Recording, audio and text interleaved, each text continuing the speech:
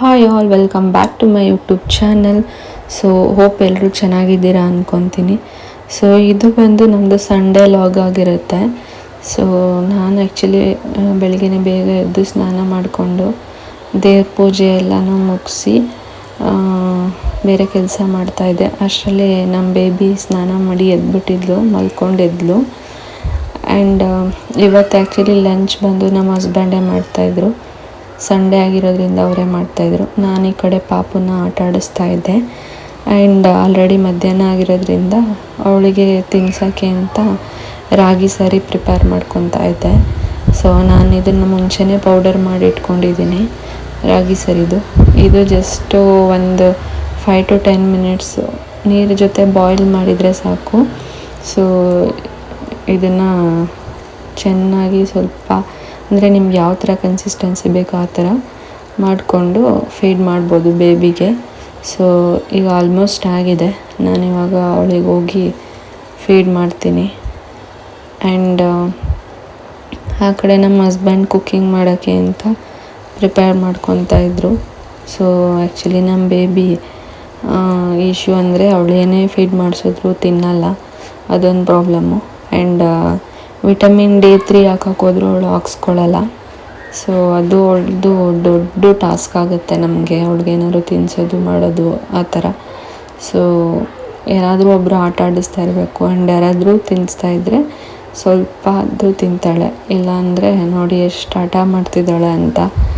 So ಅವಳು ಹಾಕ್ಸ್ಕೊಳ್ಳಲ್ಲ vitamin D3 ಎಲ್ಲ, ಹಾಗಾಗಿ. ಆ್ಯಂಡ್ ನೀರು ಮಾತ್ರ ಕುಡಿತಾಳೆ ಚೆನ್ನಾಗಿ, ನಾನು ಹಿಂದಿನ ಲಾಗಲ್ಲಿ ಹೇಳಿರೋ ಥರ. ಆ್ಯಂಡ್ ಈ ಕಡೆ ನಮ್ಮ ಹಸ್ಬೆಂಡು ಕುಕ್ಕಿಂಗ್ ಮಾಡ್ತಿದ್ದಾರೆ. ಸೊ ಫಸ್ಟಿಗೆ ಇಲ್ಲಿ ಚಿಕನ್ನ ವಾಶ್ ಮಾಡಿಕೊಂಡು ಸ್ವಲ್ಪ ಸಾಲ್ಟು ಮತ್ತು ಅರಿಶಿನ ಹಾಕಿ ಕಲಸಿಟ್ಕೊಂಡಿದ್ದಾರೆ. ಆ್ಯಂಡ್ ಇದು ಚಿಕನ್ ಕಬಾಬ್ ಮಾಡೋದಕ್ಕೆ. ಆ್ಯಂಡ್ ಯಾಕಂದರೆ ಇದೊಂದು ಸ್ವಲ್ಪ ಅಂದರೆ ಮ್ಯಾರಿನೇಟ್ ಆಗಬೇಕು ಸಾಲ್ಟು ಮತ್ತು ಅರಿಶಿನ ಜೊತೆ. ಸೊ ಅದಕ್ಕೋಸ್ಕರ ಈ ರೀತಿ ಮುಂಚೆ ಇಟ್ಕೊಬೇಕು. ಆ್ಯಂಡ್ ಇವಾಗ ಅದಕ್ಕೆ ಸ್ವಲ್ಪ ಲೆಮನ್ ಹಾಕಬೇಕು. ಆ ಲೆಮನ್ ಹಾಕಿ ನೆಕ್ಸ್ಟು ಸ್ವಲ್ಪ ಶುಂಠಿ ಬೆಳ್ಳುಳ್ಳಿ ಪೇಸ್ಟು ಆ್ಯಡ್ ಮಾಡ್ಕೊಬೇಕು. ಆ್ಯಂಡ್ ಅಂದರೆ ನಿಮಗೆ ಎಷ್ಟು ಬೇಕು ಅಷ್ಟು ಆ್ಯಡ್ ಮಾಡ್ಕೊಳ್ಳಿ. ಆ್ಯಂಡ್ ನೆಕ್ಸ್ಟ್ ಇದಕ್ಕೆ ಬಂದು ಅರಿಶಿನ, ನಿಮ್ಗೆ ಯಾವ ಥರ ಎಷ್ಟು ಕಲರ್ ಬೇಕೋ ಅಷ್ಟು ಅರಿಶಿನ ಆ್ಯಡ್ ಮಾಡ್ಕೊಬೋದು.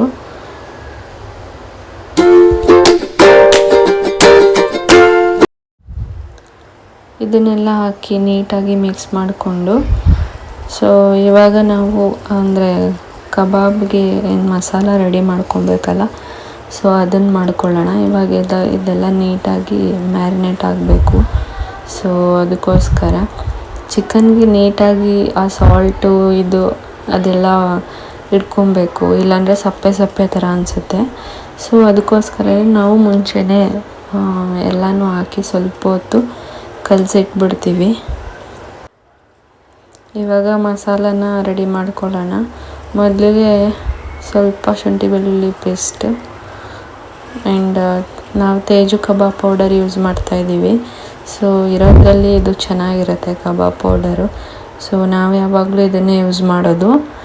ಆ್ಯಂಡ್ ಅಂದರೆ 1/2 kg ಚಿಕನ್ಗಾದರೆ 1 packet, 1 kg ಚಿಕನ್ಗಾದರೆ 2 packet use ಮಾಡ್ಕೊಳ್ಳಿ, ಚೆನ್ನಾಗಿರುತ್ತೆ ಟೇಸ್ಟು.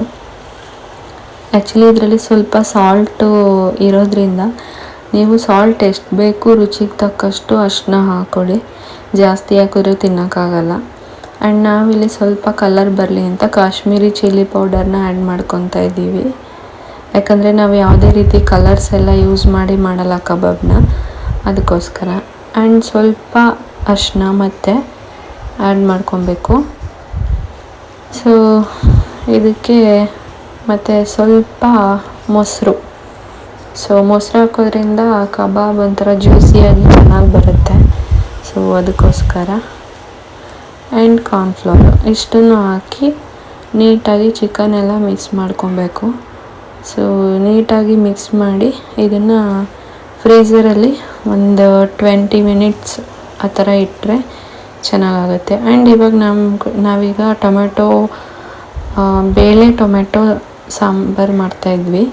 ಸೊ ಅದಕ್ಕೆ ಇಲ್ಲಿ ಬೇಳೆನ ಬೇಯಿಸ್ಕೊಂಡು ಆ್ಯಂಡ್ ಒಂದು ಕಡಾಯಿಗೆ ಎಣ್ಣೆ ಹಾಕಿಬಿಟ್ಟು, ಸೊ ಎಣ್ಣೆ ಎಲ್ಲ ನೀಟಾಗಿ ಕಾಯಬೇಕು. ಸೊ ಆಮೇಲೆ ಫಸ್ಟು ಸಾಸಿವೆ ಮತ್ತು ಜೀರಿಗೆನ ಹಾಕಿ ಚಿಟಪಟ ಅಂತ ಸಿಡಿಯೋವರೆಗೂ ಬಿಡಿ. ಆ್ಯಂಡ್ ನೆಕ್ಸ್ಟ್ ಬಂದು ಆ್ಯಕ್ಚುಲಿ ಸಾಸಿವೆ ಎಲ್ಲ ಸಿಡಿದಾಗಲೇ ಅದು ಸಾಂಬಾರನ್ನೇ ಚೆನ್ನಾಗಿ ಟೇಸ್ಟ್ ಬರುತ್ತೆ. ಸೊ ಅದಕ್ಕೋಸ್ಕರ ಲೈಕ್ ಒಬ್ಬೊಬ್ರು ಏನು ಮಾಡಿಬಿಡ್ತಾರೆ, ಇನ್ನೂ ಎಣ್ಣೆ ಕಾದೇ ಇರಲ್ಲ ಆವಾಗಲೇ ಸಾಸಿವೆ ಹಾಕ್ಬಿಡ್ತಾರೆ. ಸೊ ಆವಾಗ ಅದೇನು ಚಿಟಪಟ ಅಂತ ಏನು ಸೌಂಡ್ ಬರಲ್ಲ. ಸೊ ಅದಕ್ಕೋಸ್ಕರ ಎಣ್ಣೆ ಸ್ವಲ್ಪ ಕಾದಾದ್ಮೇಲೆ ಹಾಕಬೇಕು. ಆ್ಯಂಡ್ ನೆಕ್ಸ್ಟ್ ಬಂದರೆ ಇದಕ್ಕೆ ಬೆಳ್ಳುಳ್ಳಿ ಒಂದು 7-8 ಹೆಸರು ಬೆಳ್ಳುಳ್ಳಿನ ಹಂಗೆ ಸಿಪ್ಪೆ ಸಮೇತ ಜಜ್ಜಿ ಹಾಕಿ ಅದನ್ನು ಹಾಗೆ ಸ್ವಲ್ಪ ಫ್ರೈ ಮಾಡಿಕೊಂಡು, ಅಂದರೆ ಸ್ವಲ್ಪ ಫ್ಲೇವರ್ ಬರೋ ಥರ ಫ್ರೈ ಮಾಡಿಕೊಂಡು, ಇವಾಗ ನೆಕ್ಸ್ಟ್ ಬಂದು ಅದಕ್ಕೆ ಕರಿಬೇವು ಹಾಕಿ ಚೆನ್ನಾಗಿ ಸ್ವಲ್ಪ ಅದು ಸಿಡಿಬೇಕು. ಆ ಒಂದು ಫ್ಲೇವರ್ ಮಿಕ್ಸ್ ಆಗಬೇಕಲ್ಲ ಕರಿಬೇವ್ದು, ಅದಕ್ಕೋಸ್ಕರ. ಸೊ ಇದನ್ನು ಇವಾಗ ಮಿಕ್ಸ್ ಮಾಡ್ಕೊಳ್ಳಿ. ಆ್ಯಂಡ್ ನೆಕ್ಸ್ಟ್ ಇವಾಗ ನಾವು ಲೈಕ್ ಉದ್ದಾಗಿ ಕಟ್ ಮಾಡಿ ಇಟ್ಕೊಂಡಿರೋ ಈರುಳ್ಳಿ ಏನಿದೆಯಲ್ಲ, ಸೊ ಅದನ್ನು ಹಾಕ್ಕೊಳ್ಳೋಣ. ಅದನ್ನು ಹಾಕಿ ಈರುಳ್ಳಿ ಚೆನ್ನಾಗಿ ಫ್ರೈ ಆಗಬೇಕು, ಅಲ್ಲಿವರೆಗೂ ಫ್ರೈ ಮಾಡಿ. ಅಂದರೆ ಆಲ್ಮೋಸ್ಟ್ ಸ್ವಲ್ಪ ಗೋಲ್ಡನ್ ಬ್ರೌನ್ ಬರೋವರೆಗೂ ಫ್ರೈ ಮಾಡ್ಕೊಳ್ಳಿ. ಸೊ ಇಲ್ಲಾಂದರೆ ಅಷ್ಟೊಂದು ಟೇಸ್ಟ್ ಚೆನ್ನಾಗಿ ಬರಲ್ಲ, ಅದಕ್ಕೋಸ್ಕರ. ಆ್ಯಂಡ್ ನೀಟಾಗಿ ಫ್ರೈ ಮಾಡಿಕೊಂಡು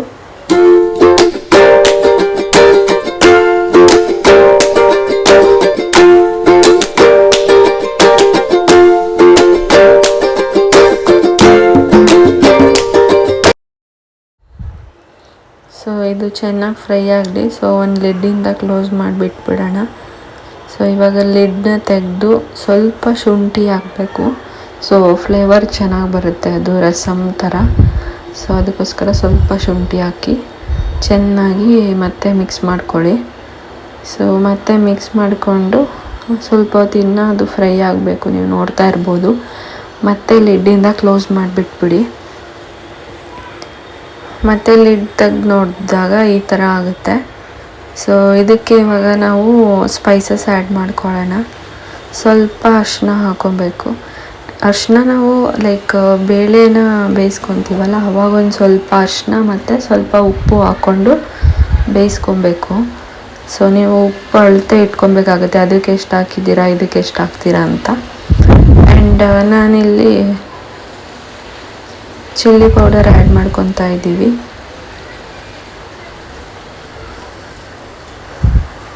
ಚಿಲ್ಲಿ ಪೌಡರ್ ಆ್ಯಡ್ ಮಾಡ್ಕೊಂಡ್ಮೇಲೆ ಇದು MTR ರಸಮ್ ಪೌಡರು. ಸೊ ನಾವಿಲ್ಲಿ ಸಾಂಬಾರ್ ಪೌಡರ್ ಹಾಕ್ತಾಯಿಲ್ಲ, ಸೊ ರಸಮ್ ಪೌಡರ್ ಹಾಕಿ ಮಾಡ್ತಾಯಿದ್ದೀವಿ. ರಸಮ್ ಪೌಡರ್ ಹಾಕಿದ್ರೆ ಟೇಸ್ಟ್ ಚೆನ್ನಾಗಿರುತ್ತೆ. ಸೊ ಅದಕ್ಕೋಸ್ಕರ. ಸೊ ನಿಮಗೆ ಎಷ್ಟು ರುಚಿಗೆ ಎಷ್ಟು ಬೇಕು, ಖಾರಕ್ಕೆ ಎಷ್ಟು ಬೇಕು ಅಷ್ಟು ರಸಮ್ ಪೌಡರ್ನ ಆ್ಯಡ್ ಮಾಡ್ಕೊಳ್ಳಿ. ಸೊ ಆ್ಯಡ್ ಮಾಡಿಕೊಂಡು ಸ್ವಲ್ಪ ಹಂಗೆ ಫ್ರೈ ಮಾಡ್ತಾಯಿರಿ. ಸೊ ಅದರದ್ದು ಅಂದರೆ ಸ್ವಲ್ಪ ಆಯಿಲಿ ಥರ ಆಗುತ್ತೆ. ಸೊ ಅಲ್ಲಿವರೆಗೂ ನೀಟಾಗಿ ಫ್ರೈ ಮಾಡ್ತಾ ಇರಿ. ಫ್ಲೇಮ್ನ ಸ್ವಲ್ಪ ಮೀಡಿಯಮಲ್ಲಿ ಇಟ್ಕೊಂಡು ಫ್ರೈ ಮಾಡಿ. ಆ್ಯಂಡ್ ನಾನಿಲ್ಲಿ ಸಾಲ್ಟ್ ಆ್ಯಡ್ ಮಾಡ್ಕೊತಾ ಇದ್ದೀನಿ. ಸೊ ಅಲ್ಲಿಗೆ ಸ್ವಲ್ಪ ಆ್ಯಡ್ ಮಾಡ್ಕೊಂಡಿದ್ದೆ, ಇನ್ನು ಮಿಕ್ಕಿದ್ದು ಇಲ್ಲೂ ಆ್ಯಡ್ ಮಾಡ್ಕೊತಾ ಇದ್ದೀನಿ ಸಾಲ್ಟು. ಎಷ್ಟು ಬೇಕೋ ಅಷ್ಟು ಹಾಕ್ಕೊಳ್ಳಿ. ಇನ್ ಕೇಸ್ ಸಪ್ಪೆ ಆದರೆ ಹಾಕ್ಕೊಬೋದು, ಬಟ್ ಉಪ್ಪಾದರೆ ತಿನ್ನೋಕ್ಕಾಗಲ್ಲ, ಅದಕ್ಕೋಸ್ಕರ. ಸೊ ಇದು ಇವಾಗ ಆಲ್ಮೋಸ್ಟು ಫ್ರೈ ಆಗಿದೆ, ನೀವು ನೋಡ್ತಾ ಇರ್ಬೋದು. ಸ್ವಲ್ಪ ಎಣ್ಣೆ ಥರ ಕಾಣಿಸ್ತಾ ಇದೆ.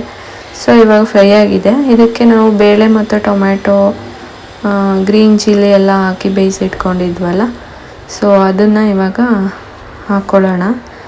ಸೊ ಹಾಕ್ಕೊಂಡು ನೀಟಾಗಿ ಮಿಕ್ಸ್ ಮಾಡ್ಕೊಬೇಕು. ಮಿಕ್ಸ್ ಮಾಡಿಕೊಂಡು ಇದನ್ನು ಚೆನ್ನಾಗಿ ಕುದಿಯೋಕ್ಕೆ ಬಿಡಬೇಕು. ಸೊ ಇಲ್ಲಿ ನಿಮಗೆ ಕನ್ಸಿಸ್ಟೆನ್ಸಿ ಯಾವ ಥರ ಬೇಕು ಅಂದರೆ, ಸ್ವಲ್ಪ ತೆಳುವಾಗಬೇಕಂದ್ರೆ ನೀರು ಆ್ಯಡ್ ಮಾಡ್ಕೊಳ್ಳಿ, ಇಲ್ಲ ಮೀಡಿಯಮ್ ಆಗಿರಬೇಕು ಅಂದರೆ ನೋಡಿಕೊಂಡು ಎಷ್ಟು ನೀರು ಬೇಕೋ ಅಷ್ಟನ್ನ ಆ್ಯಡ್ ಮಾಡ್ಕೊಳ್ಳಿ. ಸೊ ಇದನ್ನು ಚೆನ್ನಾಗಿ ಮಿಕ್ಸ್ ಮಾಡಿಕೊಂಡು ನೋಡ್ಕೊಳ್ಳಿ. ಅಂದರೆ ನಾವು ಸ್ವಲ್ಪ ಬೇಳೆನ ಜಾಸ್ತಿ ಬೇಯಿಸಿಲ್ಲ, ಆಗ ಹಂಗೆ ಸಿಗ್ತಾಯಿದ್ರೆ ಚೆನ್ನಾಗಿರುತ್ತೆ ಅಂತ ಜಾಸ್ತಿ ನಾವು ಬೇಯಿಸಿಲ್ಲ. ಸೊ ನಿಮಗೆ ಯಾವ ರೀತಿ ಬೇಕಾದರೆ ಆ ರೀತಿ ಹಾಕ್ಕೊಳ್ಳಿ. ಅಂದರೆ ಜಾಸ್ತಿ ಬೇಯಿಸ್ಬೇಕಂದ್ರೆ ಇನ್ನೊಂದು ವಿಷಲ್ ಹಾಕ್ಕೊಳ್ಳಿ. ಸೊ ಇಲ್ಲಿ ನಾವು ಹುಣಸೆಹಣ್ಣು ನೆನೆಸಿಟ್ಕೊಂಡಿದ್ದ ರಸ ಏನಿತ್ತಲ್ಲ ಅದನ್ನು ಕೂಡ ಆ್ಯಡ್ ಮಾಡ್ಕೊಂಡ್ವಿ. ಸೊ ಇವಾಗ ಇದನ್ನು ಕುದಿಯೋಕ್ಕೆ ಬಿಟ್ಬಿಡೋಣ. ಸೊ ಒಂದು ಲಿಡ್ಡಿಂದ ಕ್ಲೋಸ್ ಮಾಡಿ ಚೆನ್ನಾಗಿ ಕುದಿಯೋಕ್ಕೆ ಬಿಟ್ಬಿಡೋಣ. ಆ್ಯಂಡ್ ಈ ಕಡೆ ನಮ್ಮ ಹಸ್ಬೆಂಡ್ ಕಬಾಬ್ ಮಾಡಿ ಆಗಿತ್ತು. ಸೊ ನೋಡಿ ಎಷ್ಟು ಚೆನ್ನಾಗಿ ಬಂದಿದೆ, ಕ್ರಿಸ್ಪಿಯಾಗಿ ಜ್ಯೂಸಿಯಾಗಿ. ಸೊ ನೀವು ಒಂದ್ಸರಿ ಟ್ರೈ ಮಾಡಿ ಇದೇ ಥರ, ತುಂಬಾ ಚೆನ್ನಾಗಿರುತ್ತೆ. ಅದರಲ್ಲೂ ನಮಗೆ ಈ ರಸಮ್ಮು ರೈಸು ಇದ್ರ ಜೊತೆಗಂತೂ ಕಬಾಬು ತುಂಬ ಚೆನ್ನಾಗುತ್ತೆ. So thank you for watching my vlog. Have a good day. Bye.